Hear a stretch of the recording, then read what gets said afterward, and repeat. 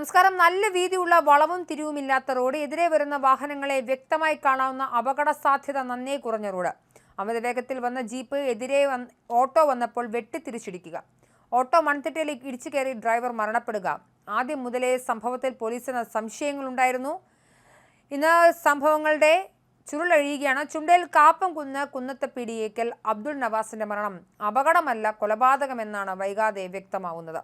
ആസൂത്രിത കൊലപാതകം നടത്തിയത് സഹോദരങ്ങളായ പുത്തൂർ വയൽ കാരാട്ടിൽ വീട്ടിൽ സുമിൽ ഷാദ്, അജിൻ ഷാദ് എന്നിവരുമാണെന്ന് ഞെട്ടിപ്പിക്കുന്ന വിവരങ്ങളാണ് പുറത്തുവരുന്നത്. അപകടം നടക്കുന്നതിന് മുൻപ് സമീപത്തെ പള്ളിക്ക് സമീപം ജീപ്പ് നിർത്തിയിട്ട് സുമിൽ ഷാദ് കാത്തുനിന്നതും മൊബൈൽ ഫോൺ റിങ് ചെയ്തപ്പോൾ പെട്ടെന്ന് വാഹനമെടുത്തു പോയതും നാട്ടുകാരിൽ ചിലർ കണ്ടതും നിർണായക തെളിവുകളായി.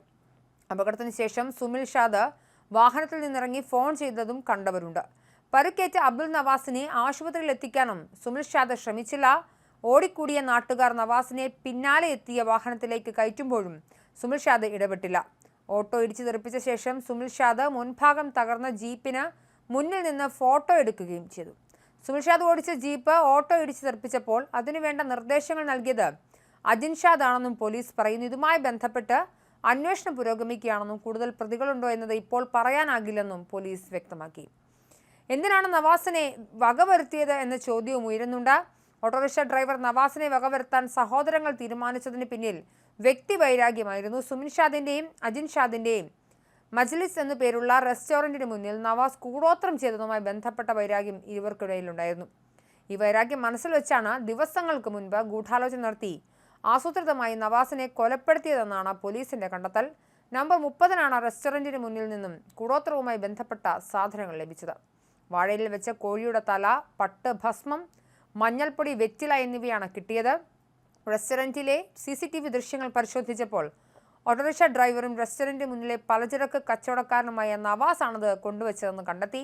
തുടർന്ന് സുമിൽ ഷാദും അനിയൻ അജിൻ ഷാദും കൊലപാതകം നടത്താൻ പദ്ധതിയിടുകയായിരുന്നു. മയക്കുമരുന്ന് കച്ചവടവുമായി ബന്ധപ്പെട്ടും സുമിൽ ഷാദിനെയും അജിൻ ഷാദിനെയും കുറച്ച് ദിവസങ്ങൾ മുമ്പ് നവാസ് താക്കീത് ചെയ്യുകയും ചെയ്തിരുന്നു. തങ്ങളോട് കളിക്കാൻ നിൽക്കേണ്ട, പണി കിട്ടും എന്ന് ഇരുവരും അന്ന് നവാസിനെ ഭീഷണിപ്പെടുത്തിയിരുന്നെന്നും നാട്ടുകാർ പറയുന്നു. എന്തായാലും വലിയ രീതിയിലുള്ള വെളിപ്പെടുത്തലാണ് ഇപ്പോൾ പുറത്തു വരുന്നത്. തിങ്കളാഴ്ച രാവിലെ 8:30-ഓടെ അമ്മാറ ആനോത്ത് റോഡിൽ ചുണ്ടേൽ എസ്റ്റേറ്റ് ഫാക്ടറിക്ക് സമീപമായിരുന്നു നവാസിന്റെ മരണത്തിനിടയാക്കിയ അപകടം. ചുണ്ടേൽ എസ്റ്റേറ്റ് ഭാഗത്തേക്ക് പോവുകയായിരുന്ന നവാസ് സഞ്ചരിച്ചിരുന്ന ഓട്ടോറിക്ഷയും എതിരെ വരികയായിരുന്ന ഥാർ ജീപ്പും കൂട്ടിയിടിക്കുകയായിരുന്നു. ഗതാഗതം കുറവായ റോഡിൽ ഉണ്ടായ അപകടത്തിൽ ദുരൂഹതയുണ്ടെന്ന് കാട്ടി നവാസിന്റെ ബന്ധുക്കളും പോലീസിൽ പരാതി നൽകി. ഈ നാട്ടുകാർക്കും ഈ പരാതി ഉണ്ടായിരുന്നു. തുടർന്ന് പോലീസ് നടത്തിയ അന്വേഷണത്തിലാണ് സംഭവം അപകടമല്ലെന്നും ആസൂത്രിതമായ കൊലപാതകമാണെന്നും കണ്ടെത്തിയത്. നവാസിന്റെ മരണത്തിനിടയാക്കിയ അപകടം വെറും വാഹനാപകടമല്ലെന്നും ആസൂത്രിതമായ കൊലപാതകമാണെന്നും ചൂണ്ടിക്കാട്ടി നവാസിന്റെ പിതൃ സഹോദരൻ KP റഷീദാണ് വൈത്തിരി പോലീസിൽ പരാതി നൽകിയത്.